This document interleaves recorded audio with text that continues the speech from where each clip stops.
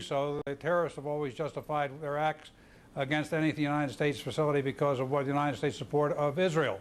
And quite frankly, for them to stand up now and support the United States 100% is going to put them in a very, very difficult position with vis-a-vis Israel, because most of those states are anti-Israel. All right, thank you very much, General Norman Schwarzkopf, who's with us tonight as well.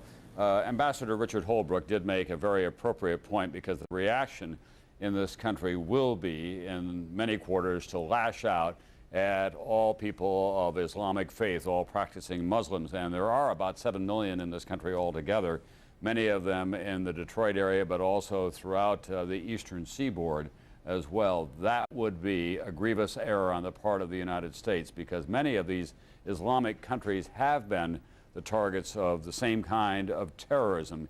Egypt particularly, and Saudi Arabia has not been happy with some of the attacks that have been made in that country as well.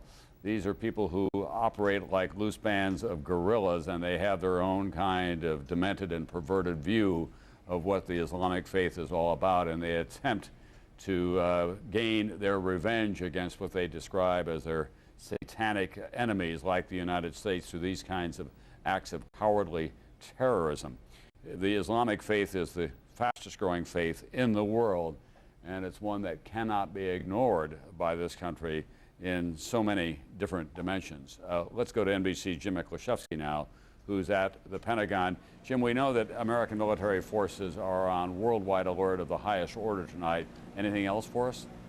Well, officials here at the Pentagon also at the highest state of alert, Delta, which is essentially virtually at a war footing, Tom, where American military are supposed to be geared up, weapons locked and loaded, ready for absolutely everything. But it's been a full 11 hours since that American Airlines 757 slammed into the Pentagon, and firefighters are having a very difficult time with the stubborn blaze.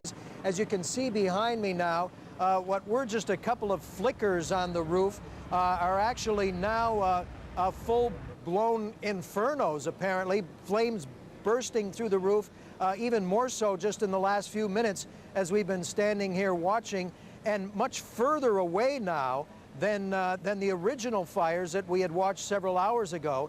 So it appears that the fires here in the Pentagon are not only stubborn, but spreading. At the same time, television crews were permitted in the area just a short time ago, and they recorded a very grisly scene, Tom. What they first saw were some of the dead that had been removed from the rubble, covered in sheets. There's a temporary morgue actually set up in the center courtyard of the Pentagon here. The exact casualty toll still not known, but scores are believed to be dead and still buried underneath the rubble. And there was also some shots of the damage, exterior damage around the building itself. As you can see from the pictures, it's eerily reminiscent, Tom, of the bombing of the federal building in Oklahoma City.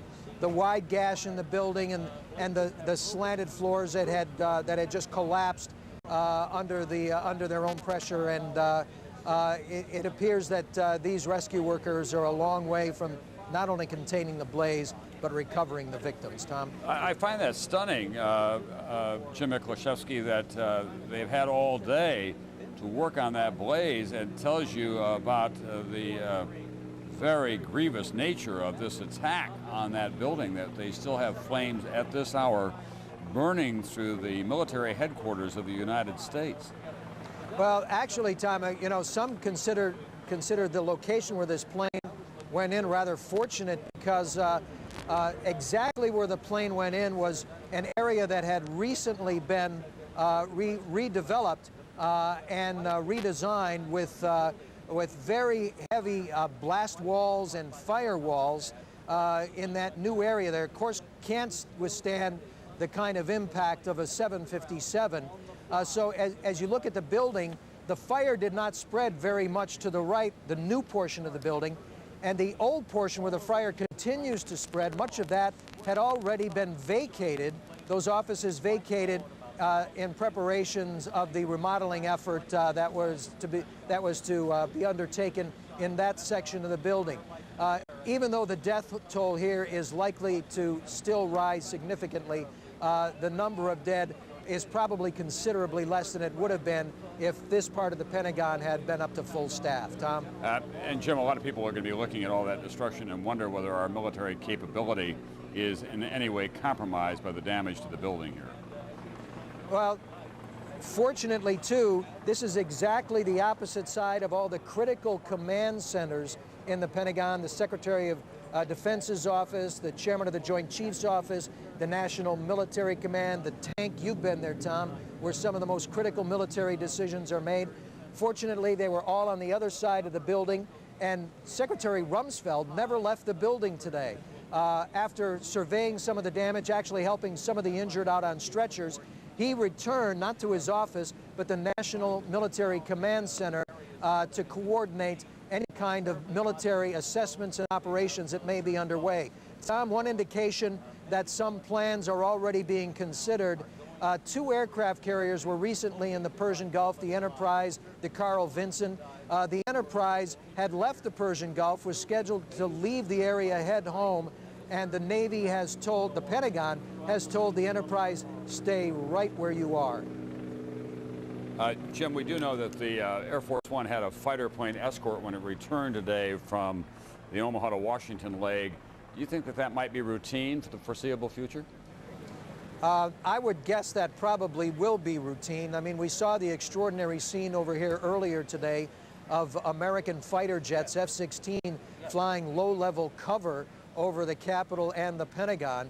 And I think there will be extraordinary security measures, not only implemented around this building, and they have been stiffened just recently, Tom. All the outside windows have been equipped with Kevlar coating to guard against blast. This portion of the building that have been remodeled, heavy blast walls put in. So they were in the process of trying to make this building terror-proof. It was proven today that that may never be possible.